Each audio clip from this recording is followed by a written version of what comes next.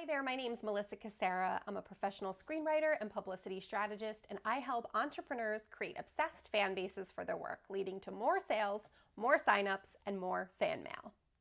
So today I want to talk about a topic that comes up quite a bit, and it's come up for me in the past as well, which is imposter syndrome. So you may have felt at some point in your entrepreneurial journey, or maybe you feel that way now, that what you're doing is not quite stacking up, or maybe you feel like a fraud. I know that I've totally felt this way, especially early on in my business. I started my business really young. I was only 26 years old at the time, and I was competing against these agencies and people that had been in business for many, many years and had just the most amazing testimonials and case studies. And I often wondered at the time, what business did I have even entering this space? And how would I ever stack up? And I always felt like a fraud. So over time, I had to really dig into that and work on that, because no one else is going to help you with your imposter syndrome. That has to come from within. And it's also not something that goes away necessarily. You may deal with it at a certain phase in your business, but then you may feel it crop up later on as you grow and scale, okay? So here's what I do to deal with imposter syndrome. So the first thing I do is I always externalize it. So keeping all of those thoughts in your head can be really damaging. They just swirl and cycle and spiral, and it's just vicious. And it's never serving you, and it's certainly not serving your audience to feel that way. So I will always externalize it. Now you can externalize it by writing it in a journal. That's my preferred method.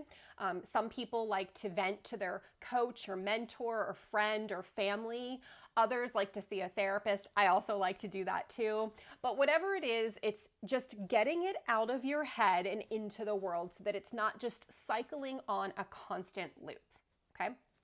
So the second thing I do is I focus on the value that I provide. So instead of getting lost in this cycle or spiral of, oh gosh, they're so much better, or I'll never stack up, right? Those are all really self-defeating thoughts. Instead, really keep your eyes on your own paper and focus in on your own community, your ideal clients, and focus on the value that you provide, right? So instead of me saying, oh, I'll never be Shonda Rhimes, right? Instead, I can focus in and say, I wrote this script, I made an amazing lead female character, which is really important to me to have that, and I know that it's going to connect and resonate with a particular audience. So I don't need to be Shonda. I can celebrate her and all of her success, but I can also just focus in on my own work and the own value that I provide to an audience, right?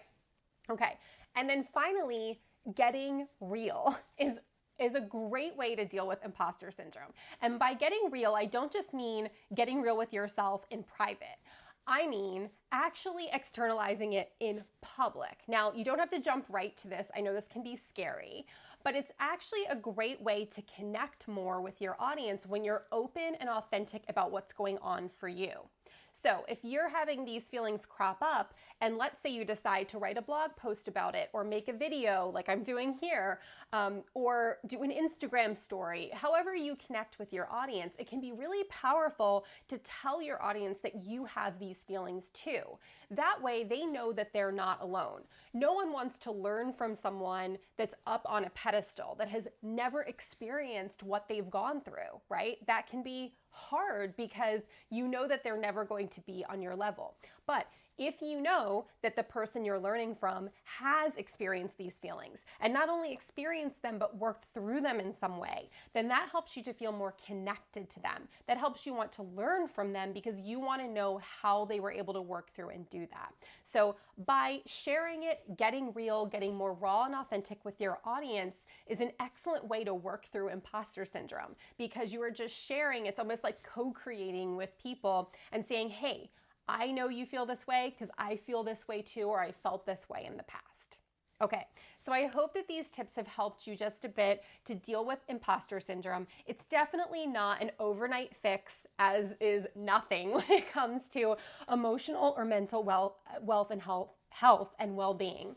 So before we go, I want to tell you about a little free gift that I made for you.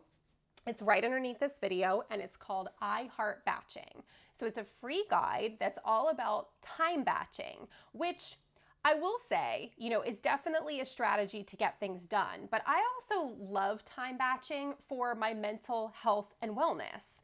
The reason is because if everything is really batched out on your calendar, when you've blocked things and time to do things and you're really focused and productive, you tend to not pay attention to all of those mind mushy thoughts and really just focus in on the work you want to do, the value you provide, and the service that you want to have.